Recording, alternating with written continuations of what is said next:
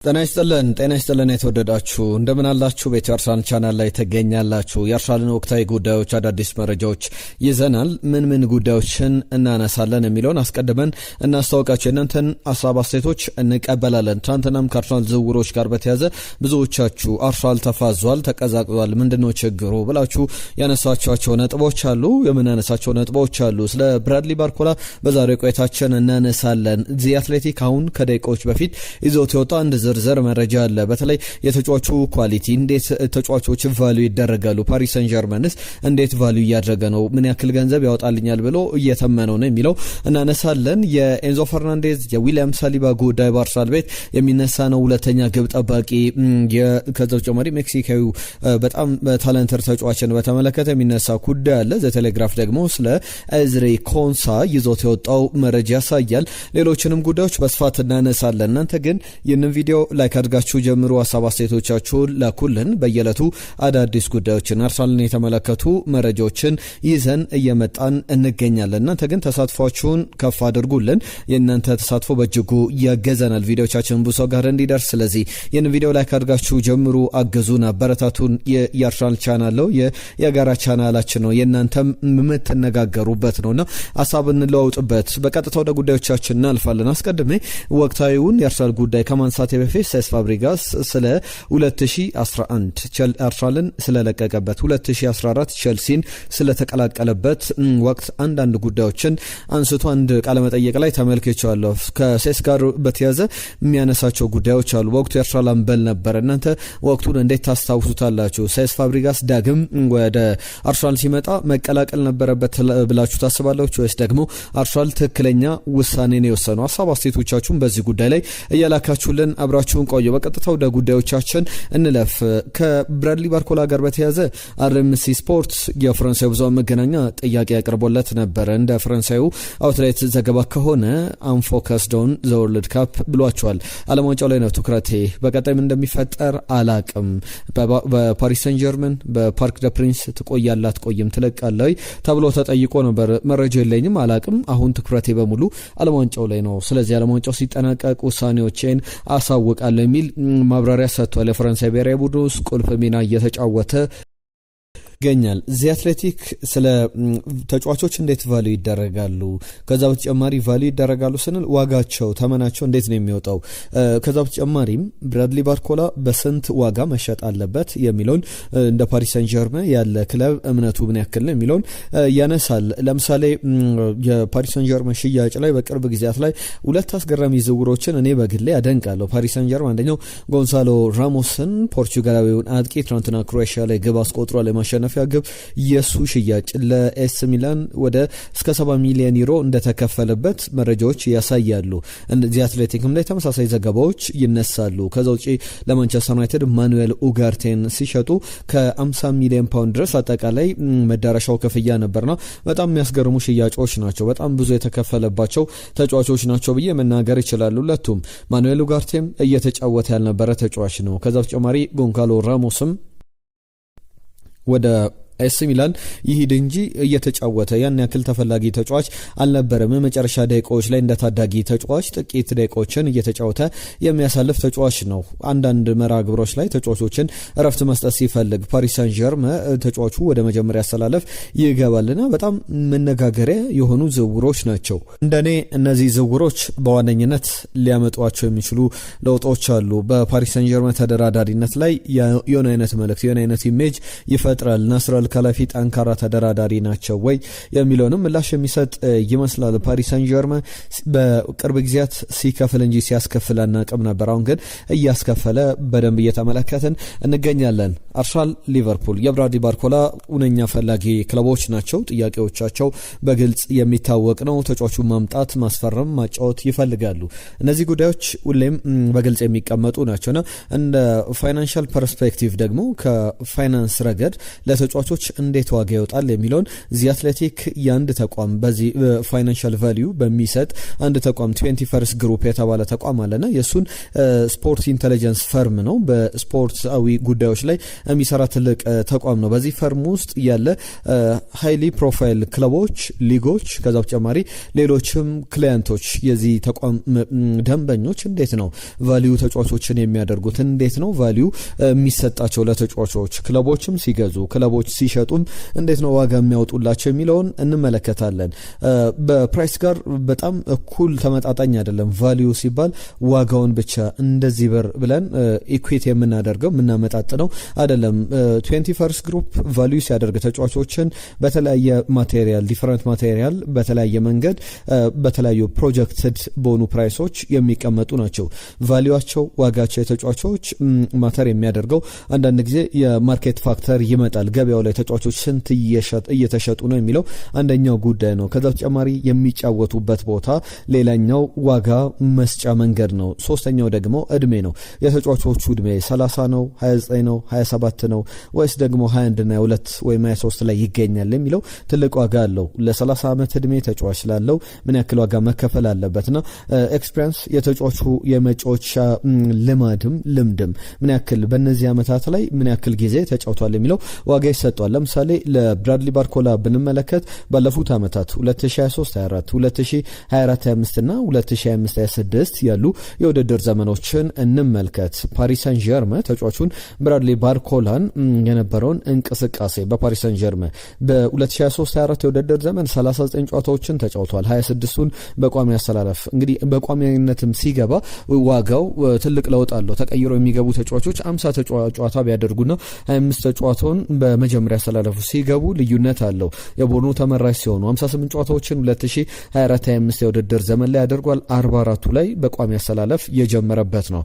ይህ በጣም ፍሩትፉል የነበረበት ውጤታማ የነበረበት የውድድር ዘመን እንደሆነ ይታወቃል። 35 ጨዋታዎችን የተጫወተበት በመጀመሪያ አስተላለፍ 48 አጠቃላይ የውድድር ዘመን አፒራንሶች ላይ ተመለከትነው ደግሞ በተጠናቀቀ የውድድር ዘመን 2025-26 የውድድር ዘመን ላይ ነውና ብዙ የተጫወተው 44 ጨዋታዎችን ነው በቋሚነት። እሱም 2024-25 የውድድር ዘመን ነው። በአጠቃላይ ግን ተቀይሮም ከገባባቸው ጨዋታዎች ጨምሮ 58 ጨዋታዎች ላይ ተሰልፏልና በጣም ስትሮንግሊ ከሚታዩ ነገሮች መካከል በዛ የውድድር ዘመን 2024-25 የውድድር ዘመን ላይ 21 ግቦችን አስቆጥሯል።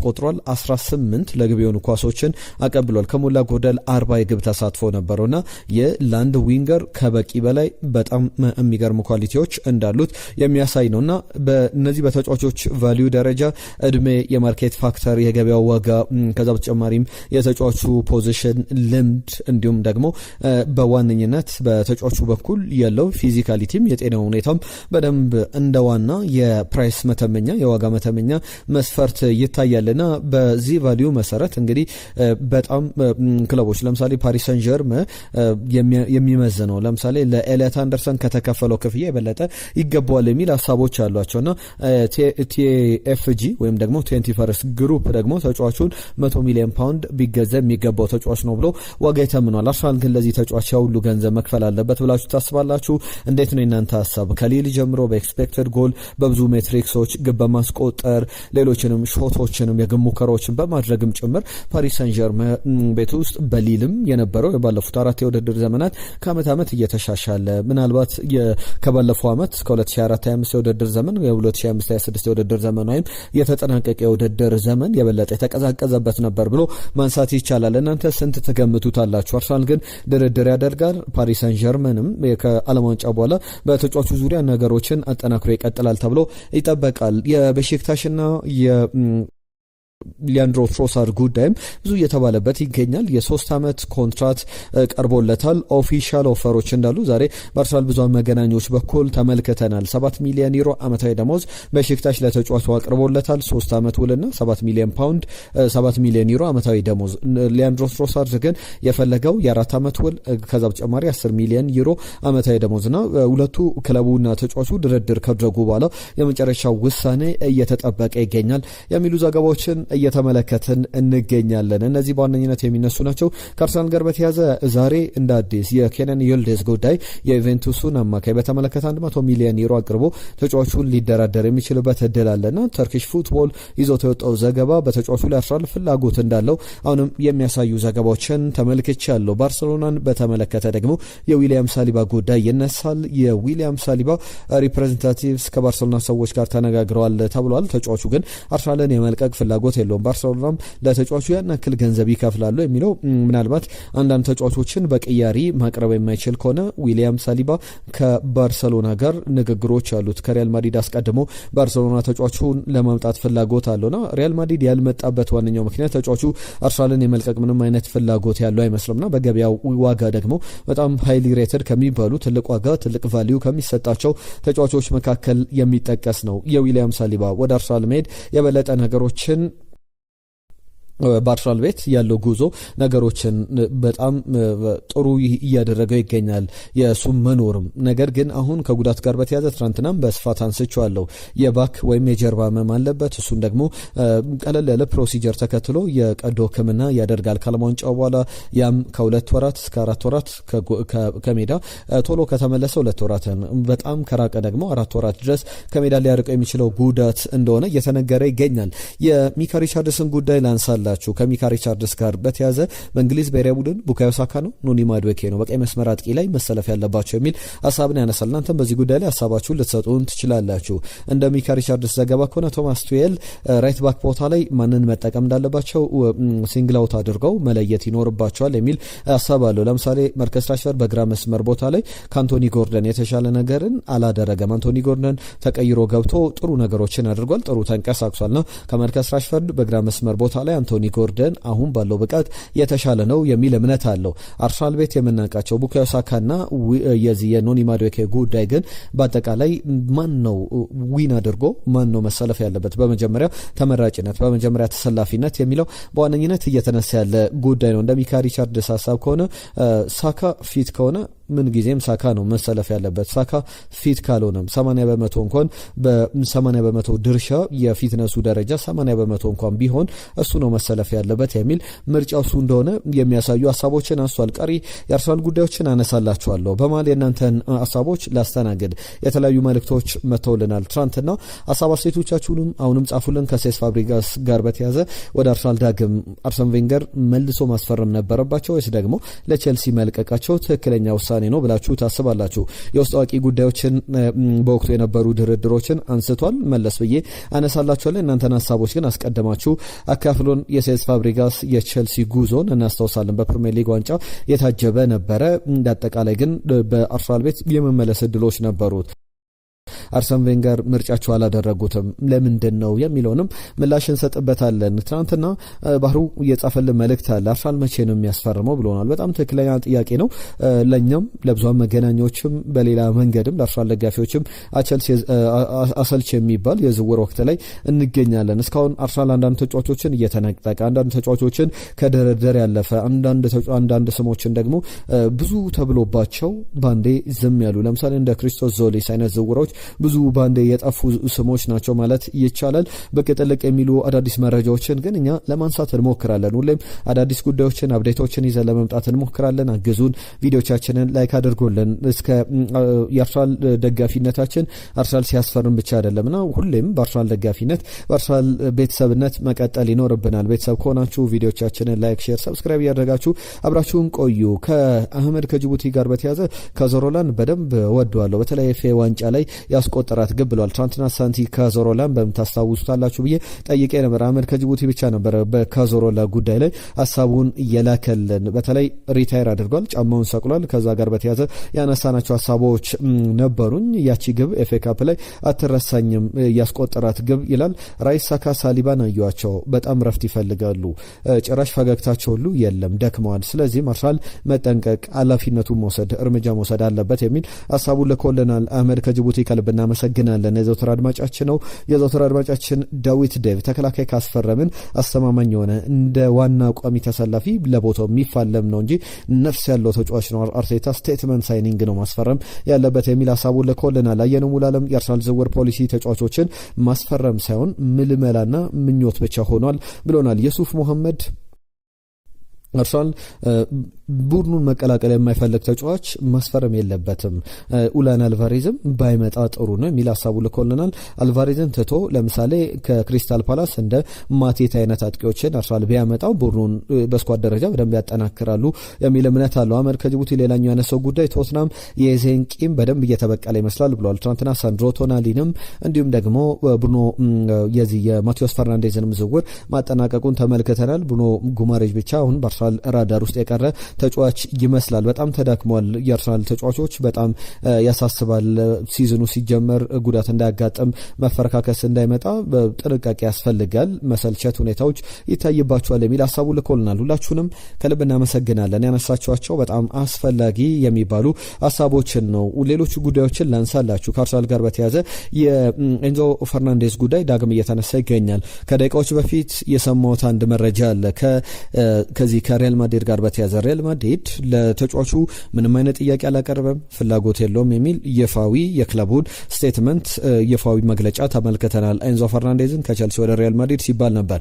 አሁን በፍላጎት ደረጃ ምናልባት ማንቸስተር ሲቲ ሲባል ነበር። ማንቸስተር ሲቲም ኤሊዮት አንደርሰንን ከ100 ሚሊዮን ፓውንድ በላይ 116 ሚሊዮን ፓውንድ ወጪ አድርጎ አስፈርሞታል። አሁን የቀሩት ገበያው ላይ አርሰናልና ፓሪስ ሰን ዠርመን ናቸውና ከአርሰናል ጋር ስሙ የተያዘ ይገኛል። ዳግም ወደ ቸልሲ ፊቱን አዙሮ ኤንዞ ፈርናንዴዝን ማስፈረም አለበት ብላችሁ ታስባላችሁ ወይስ ደግሞ የአርሰናል ኳሊቲ ያለው የአርሰናል ተጫዋች ለመሆን የሚጎሉት ነገሮች አሉት? ምን አይነት ተጫዋች ነው የሚለውን እስቲ ሀሳብ አስተያየቶቻችሁን ላኩልን። ምንም አይነት ፎርማል ጥያቄ እስካሁን አርሰናል አላቀረበም። ነገር ግን በጭምጭምታ ደረጃ በብዙሃን መገናኛዎች ስሙ እየተነሳ ይገኛል። የአርሰናል ሁለተኛ ግብ ጠባቂ ጉዳይ ኤላን ሚሊያ በተመለከተ 26 ዓመቱ ላይ ይገኛል። የሊድስ ግብ ጠባቂ ነው። በነጻ ዝውውር አርሰናልን ይቀላቀላል። የኬፓ አሪዛባላጋ ተተኪ ይሆናል። ኬፓም ከአርሰናል ይወጣል ተብሎ ይጠበቃል። ወደ ተለያዩ ክለቦች ሊሄዱ ይችላሉ። አርሰናልን ከዚህ ዝውውር እስከ 10 ሚሊዮን ፓውንድ ሊያገኝ ይችላል። አንዳንድ ሶርሶች መረጃ ከሆነ አርሰናል ሌሎችንም አማራጮች አሉት። ሚሊዮን ብቻ አይደለም።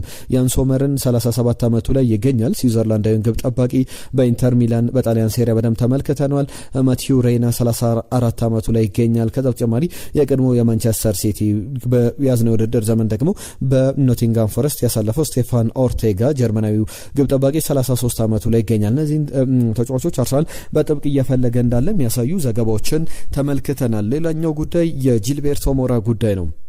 እስከ 2027 ድረስ ኦክቶበር ድረስ ወደ የትኛውም ክለብ የሚሄድበት እድል ያለ አይመስልም። አርሰናል ግን በቅርብ የተጫዋቹን ኳሊቲ ባለም ዋንጫ ላይ ምን አይነት ተጫዋች እንደሆነ በደንብ እያሳየ ይገኛል። የሜክሲኮ ብሔራዊ ቡድን ምን ጊዜም በእድሜው ትንሹ ተጫዋች ነው። ዓለም ዋንጫው ላይ እየተሳተፈ 17 ዓመቱ ላይ ይገኛል። 18 ዓመቱ እስኪሞላው ድረስ ጂልቤርቶ ሞራ በዛው በሜክሲኮ ሊቆይ የሚችልበት እድል አለና ሜክሲካዊ ወንደርኪድ በአርሰናል እይታ ውስጥ እንዳለ የሚያሳዩ ዘገባዎች ወጥተዋል። ከአርሰናል ጋር በተያያዘ ግን በጣም የሚያስቆጨው መረጃ የዚህ የጀርሚ ሞንጋ ጉዳይ ነው። ጀርሚ ሞንጋን በተመለከተ ብዙ ማለት ይቻላል፣ ብዙ ማንሳት ይቻላል። እንዳጠቃላይ ተጫዋቹ ወደ አርሰናል ሊመጣ ይችላል፣ ስምነት ላይ ደርሷል። ከዛ በተጨማሪ በክለብ ደረጃ ሌስተርና አርሰናል ሲደራደሩ ነበር ተብሏል። አሁን ሂር ዊ ጎ ተብሏል። ወደ ማንቸስተር ሲቲ ሄዷል። አርሰናል የሚያስቆጭ ዝውውር ይመስላል። አሰልጣኝ ኤንዞ ማሬስካ ከመጣ በኋላ ጀርሚ ሞንጋን በሌስተር እያለ በደንብ በቅርብ ተከታትሎታል፣ በደንብ ያውቀዋልና የሌስተር አሰልጣኝ እንደነበረ ይታወቃል። ሌስተርን ከቻምፒየንሺፕ ወደ ፕሪሚየር ሊግ ያመጣ አሰልጣኝ ነበረ። በ10 ሚሊዮን ፓውንድ